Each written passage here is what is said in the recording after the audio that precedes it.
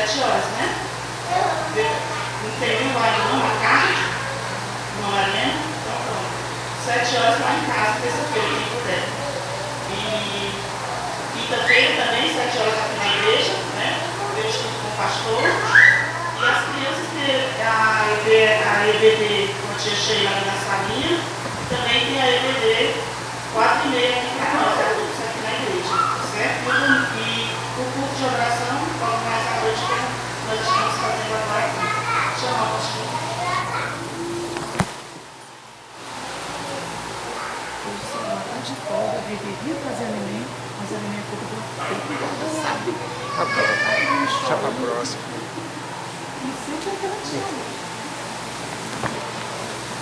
Deus abençoe a todos e que a graça do nosso Senhor Jesus Cristo esteja com todos aqueles que estão em Cristo Jesus. Amém? Estava contando na escola dominical uma ilustração bem conhecida, acho que não sei se os irmãos já ouviram falar do naufrágio, um barco que tinha ali algumas famílias neste barco. E por uma circunstância ali daquela viagem, aquele barco foi naufragado. E ficou acho que 2 meses mais ou menos isolado aí em alto mar, numa ilha deserta. E lembrando que um dia aqui no Ceará também houve um caso semelhante desse, né? Os pescadores que saíram aí para pescar, mas ali foi pouco dia, foi só 15 dias. Os esposos começaram a chorar e acho que não deu nem para esquentar as lágrimas, porque aí já foram resgatados e voltaram. Mas aqueles que ficaram ali 2 meses mais ou menos, os mantimentos acabaram e eles foram nesse dia procurar alguma coisa para comer, eles foram caçar. E porventura eles deixaram algo na barraca deles acesa lá e quando eles voltaram da caça, a barraca deles estava pegando fogo. Tudo que eles tinham estava levado pelo fogo. E aí eles começaram a chorar, que não tinha nem lágrima mais para chorar. E aí eles deitaram e foram dormir. Quando acordaram com o barulho dos motores, dos barcos salva-vidas chegando. E aí eles acordaram e perguntaram: quem avisou vocês, quem informou vocês que nós estávamos aqui nessa ilha aqui deserta? Não tinha como ninguém. Aí ele falou: não, a gente viu a fumaça levantando do fogo aqui e a gente aproximou. Então, irmãos, isso é uma questão para a gente entender que Deus está no controle. Esteja no fogo, esteja na água, na circunstância de nossas vidas, Deus está no controle. Não importa onde estejamos, Deus está no controle.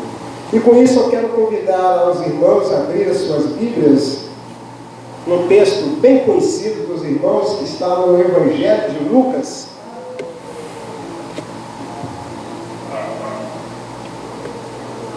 Evangelho de Lucas, capítulo 18,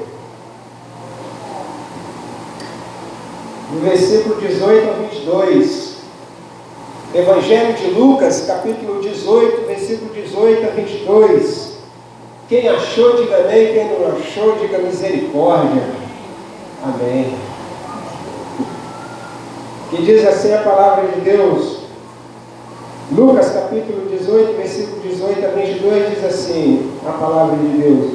Certo homem de posição perguntou-lhes: bom mestre, que farei para herdar a vida eterna? Respondeu-lhe Jesus: por que me chamas de bom? Ninguém é bom senão o que é Deus. Sabe os mandamentos? Não adulterarás, não matarás, não furtarás, não dirás falsos testemunhos, honrar teu pai e tua mãe. Replicou ele: tudo isso tenho observado desde a minha juventude. Ouvindo Jesus, disse-lhe: uma coisa ainda lhe falta.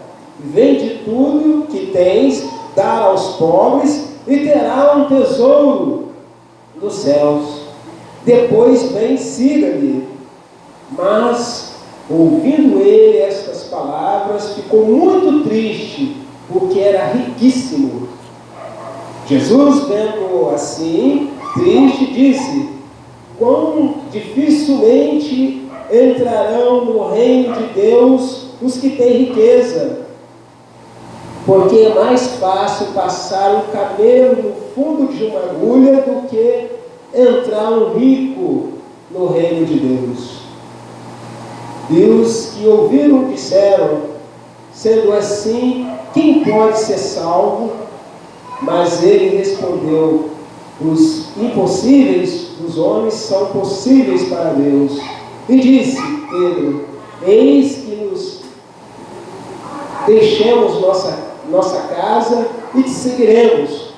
Respondeu Jesus: em verdade vos digo, ninguém aqui tenha deixado casa, ou mulher, ou irmãos, ou pai, ou filhos, por minha causa, do reino de Deus, e que não receba no presente muitas vezes mais no mundo por vir a vida eterna. Senhor nosso Deus, nosso Pai, queremos agradecer ao Senhor por mais uma vez e por mais uma oportunidade que o Senhor nos dá, ó Deus, de fazer presente na Tua casa nesta noite, ó Deus. Ó Pai, eu peço ao Senhor nesta noite que o Senhor esteja fechando os nossos ouvidos carnais e abrindo os nossos ouvidos espirituais para que possamos entender e compreender o que o Senhor quer nos dizer através do texto sagrado nesta noite, ó Deus. Para que saiamos daqui, ó Deus, edificados através da mesma. Nós assim oramos, pedindo ao Senhor que fale aos nossos corações, ó Deus. Nós assim oramos, agradecidos em nome de Jesus. Amém. Certo homem de posição. O Evangelho de Mateus, o Evangelho de Marcos, ele conta a mesma história. E Lucas aqui, ele chama o interrogador de homem de posição. Ele era um jovem, rico, né? Provavelmente um jovem, ou era jovem demais para ocupar um lugar no Sinédrio, mas podia pertencer a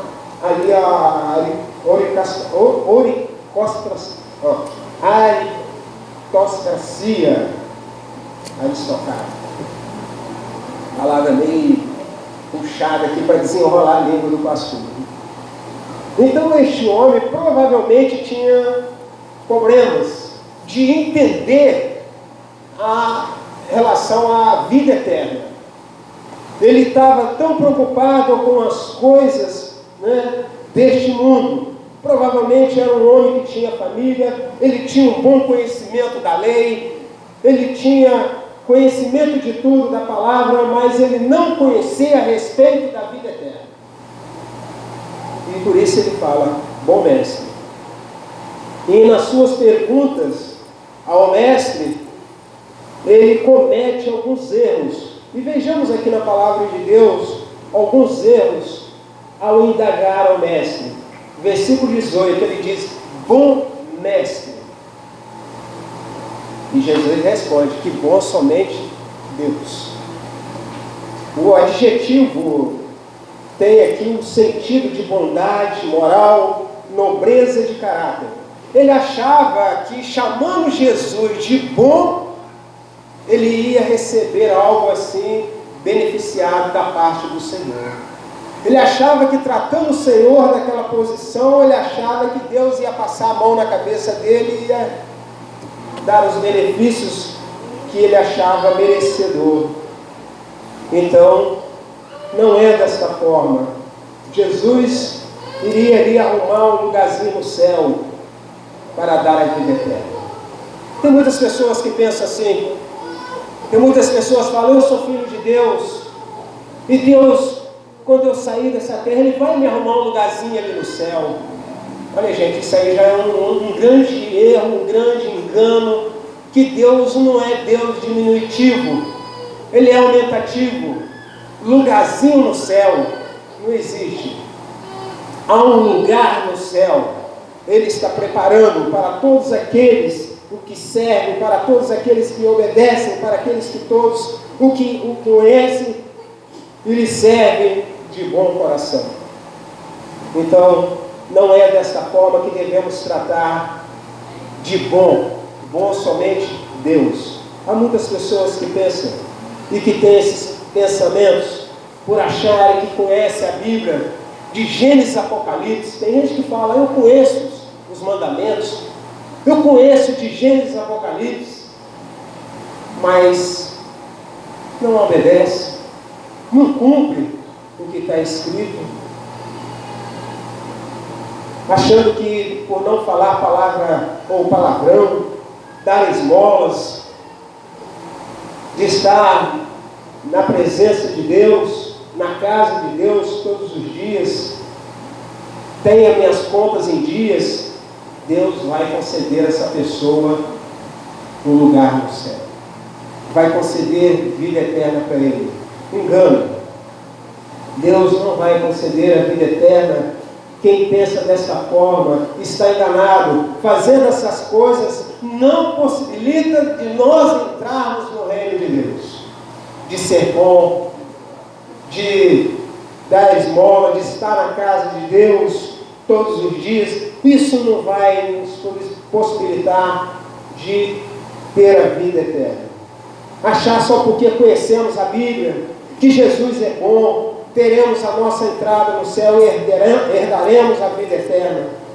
Os que pensam dessa forma estarão cometendo um erro semelhante a esse jovem rico, achando que guardando a lei, guardando as riquezas, irá trazer benefícios eternos. Está enganado. A Bíblia é clara em nos dizer que somos salvos somente pela fé em Cristo Jesus.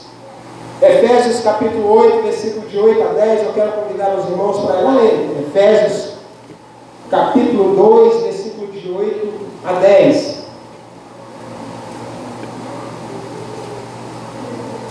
Efésios, carta de Paulo aos Efésios, capítulo 2, de 8 a 10, diz assim a palavra de Deus: porque pela graça sois salvos, mediante a fé. Isto não vem de vós, é dom de Deus, não de obra, para que ninguém se glorie, pois somos feituras dele, criado em Cristo Jesus para as boas obras, as quais Deus de antemão preparou para que andássemos nela. Irmãos, não por obras, não pela lei, nós somos salvos pela graça, pela fé no Filho de Deus. Já pensou se nós chegarmos lá no céu pelas obras que fizemos, pela lei que nós, digamos, praticamos? Não, eu estou aqui no céu hoje porque eu cumpri toda a lei. Eu estou aqui no céu hoje porque eu fiz todas as obras de boa lá na terra. Então, Deus já logo cortou lá no princípio da criação. Só entra no céu pela fé, não pelas obras. As obras é resultado de uma pessoa salva em Cristo Jesus. Então nós iremos entrar no céu pela fé em Cristo Jesus. Deus vai deixar nós entrar no céu? É pelas obras ou pela fé? É pela fé. Mas tem muitos que praticam as boas obras.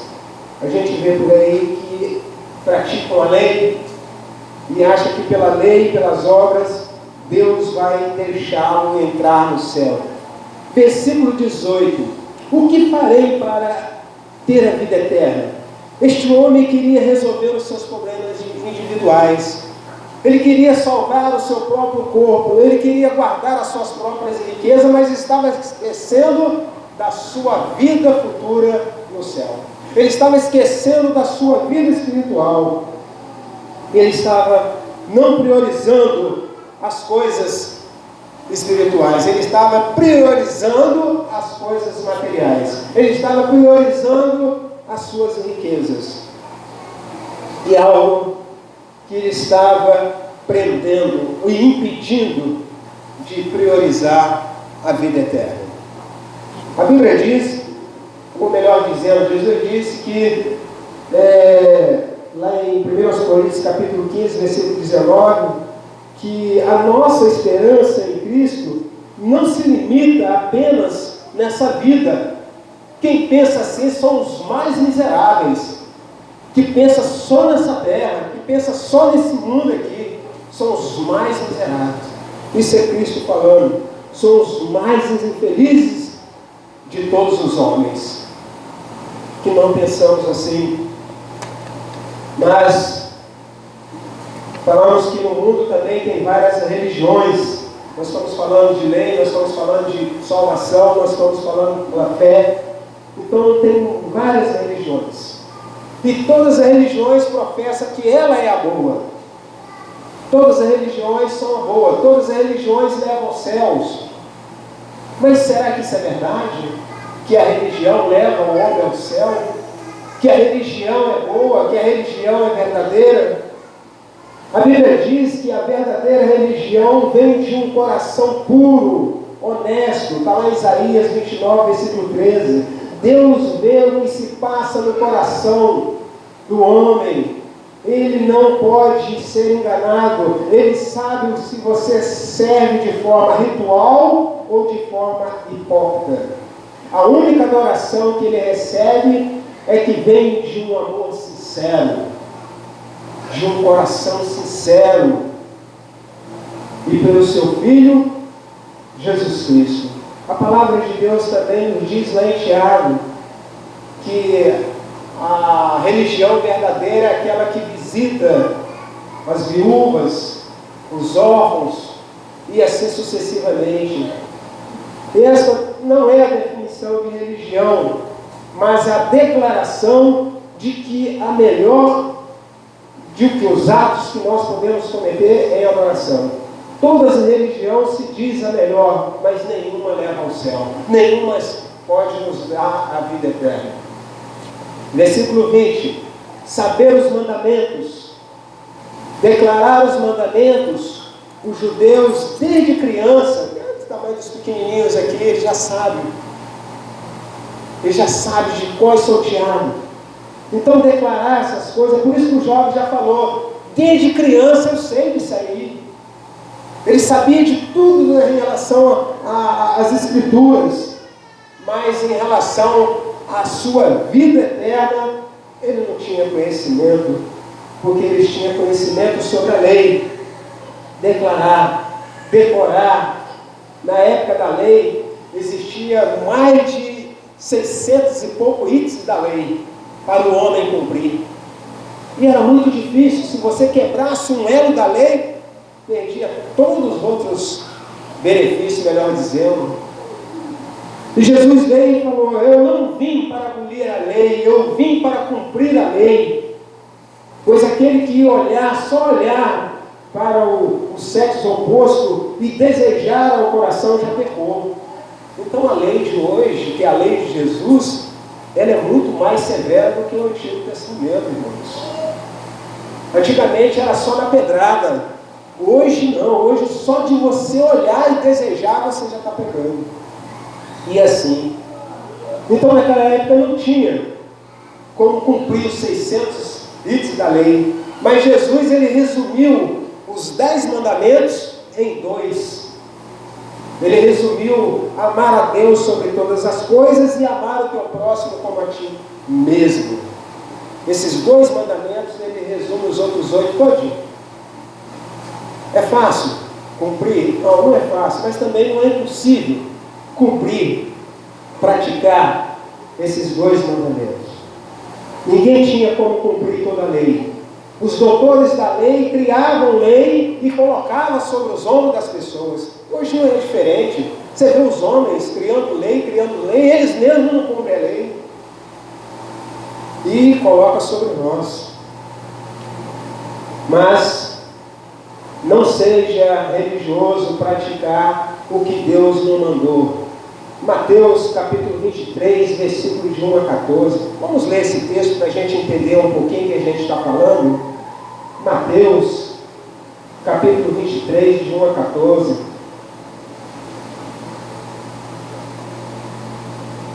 Agora a gente lê o que está escrito, para a gente entender o que está falando aqui em relação à palavra de Deus.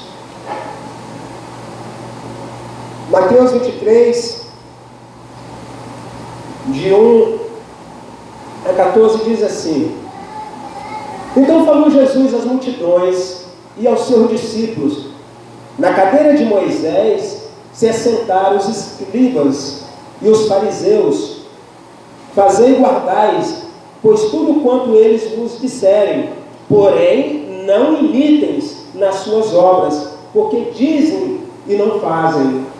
Atam fardos pesados e difíceis de carregar, e os põe sobre os ombros dos homens, entretanto eles mesmo nem o dedo querem movê-lo.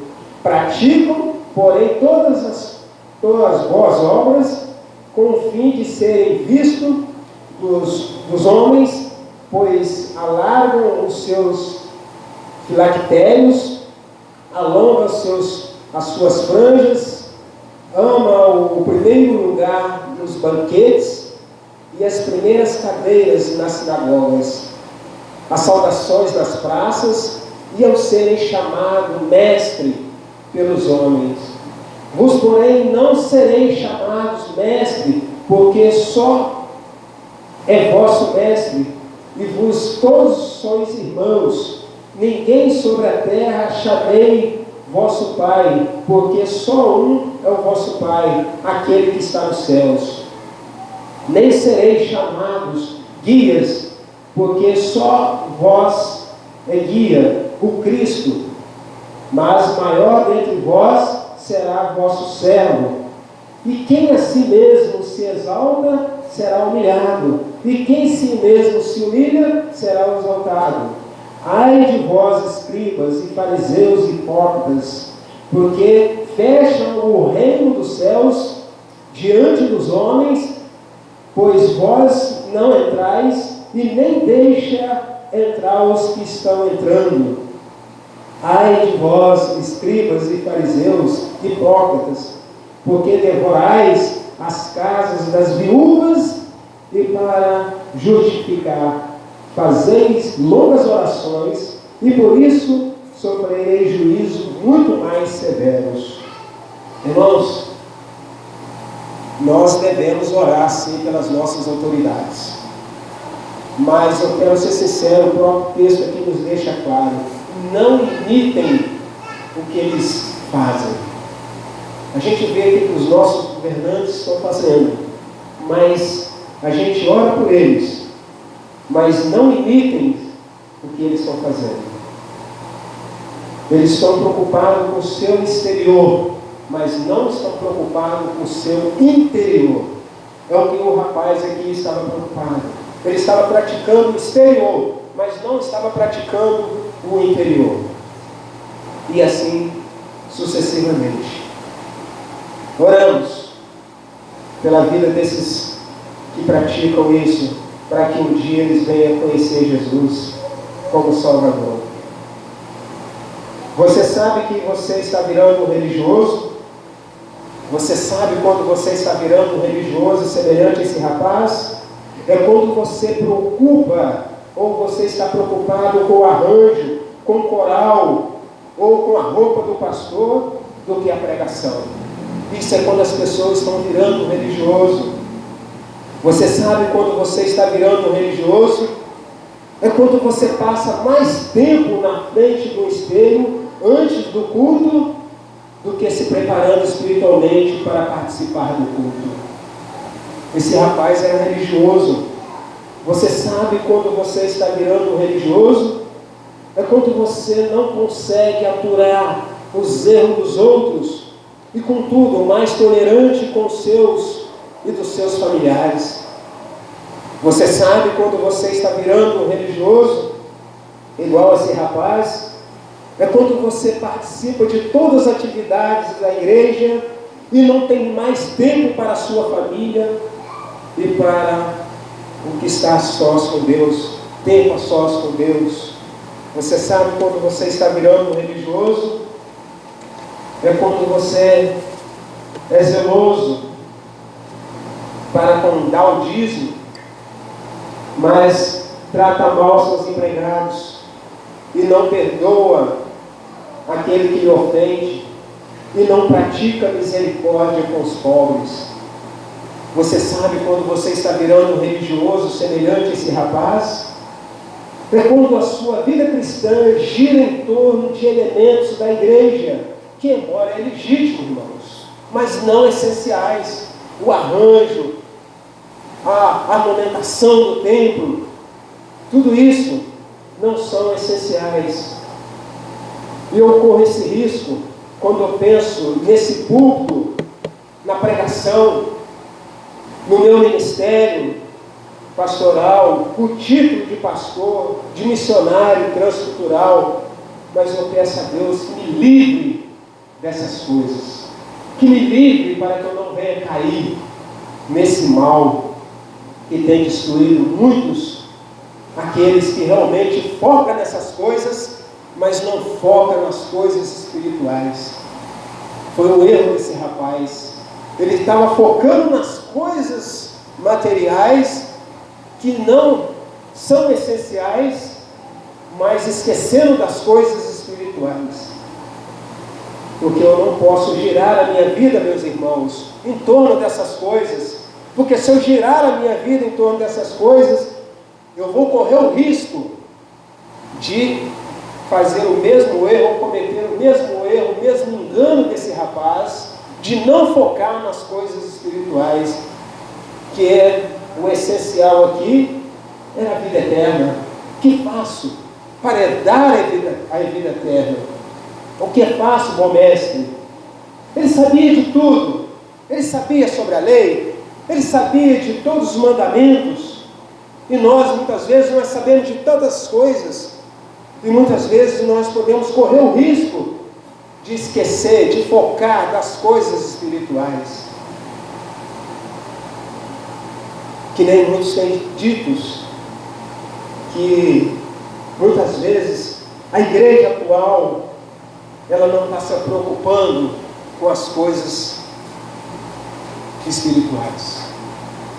Isso é sério. E eu creio aqui que os irmãos sabem o que eu estou querendo dizer.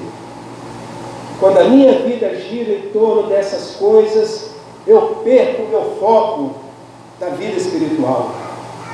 Não estou dizendo, irmãos, que isso aqui, fazer isso é errado. Mas quando eu foco nessas coisas, há outras coisas que é mais essenciais, elas saem do foco, que é as coisas espirituais. Os irmãos entenderam? Em relação à mensagem? Porque às vezes pode correr aquele risco, ó, o pastor está falando que realmente não. É priorizar as coisas. O que é mais importante para nós hoje? Nós falamos um pouco na escola dominical. O que é prioridade hoje do crente? É pregar o Evangelho, é ganhar almas para Cristo, é falar do Evangelho, é testemunhar aquilo que Cristo tem feito na vida dele. É isso é prioridade. Não estou falando que as outras coisas são erradas, mas o que é prioridade? E foi isso que aconteceu com esse jovem, com este homem. Ele se prendeu nas coisas materiais e perdeu o foco das coisas espirituais. Quando nós focamos nessas coisas desse mundo, o próprio Deus falou que são os mais miseráveis dentre os homens. É quando nós focamos nas coisas deste mundo e esquecemos das coisas celestiais, das coisas lá do alto. E eu convido os irmãos a pensar nas coisas lá do alto e não aqui da terra. Porque quando nós pensamos nas coisas do alto, nós estamos ligados. E quando nós ligamos aqui um ao outro, nós ligamos aos céus. E Deus está ligado naquilo que nós estamos ligados aqui na terra. Eu comentei uma coisa hoje, realmente, na escola, que Satanás, ele é bem unido. Satanás, ele é unido. Ele se fecha mesmo, quando ele fecha um com o outro, E aquilo que a irmã falou, ele se fecha para não deixar o bem entrar. Mas os crentes, muitas vezes, não estou falando aqui, irmão, estou falando dos crentes de uma maneira geral. O crente da Igreja Universal, a Igreja Universal de Cristo, são desunidos. Satanás, ele não tem prazer de estar no meio do crente, mas ele quer estar no meio do crente para quê? Para formar a desunião, para formar as picuinhas, para formar as intrigas, as panelas. É isso, Satanás. Mas que nós possamos ter essa união, que nós possamos estar ligados um no outro, em um só espírito, em oração, na palavra. Porque tudo que ligar na terra será ligado no céu. E tudo que será desligado na terra será desligado no céu. E que nós possamos estar ligados uns aos outros, em espírito e em verdade, na comunhão, no repartir do pão, em tudo. Assim como a igreja de Jerusalém, irmãos. A primeira igreja primitiva. Por que eles eram fortes? Porque eles andavam unidos. Vamos fazer um pão e bebe lá na casa da irmã Joana. Todo mundo ia para lá. Nós vamos fazer um grupo de oração na casa da irmã Bertana. Nós vamos fazer o evangelismo todos juntos, nenhum separado. E essa igreja, ela não foi diferente da nossa. Ela não é diferente dos irmãos. Aqueles irmãos tinham as mesmas dificuldades, ou até piores do que a nossa. Eram irmãos que tinham dificuldades, eram irmãos que enfrentavam lutas, mas eles estavam o quê? Juntos pela causa de Cristo. E é isso, irmãos, pela causa de Cristo. Mas que nós deixamos a lei, deixamos aquilo que nós queremos praticar para obter a vida eterna.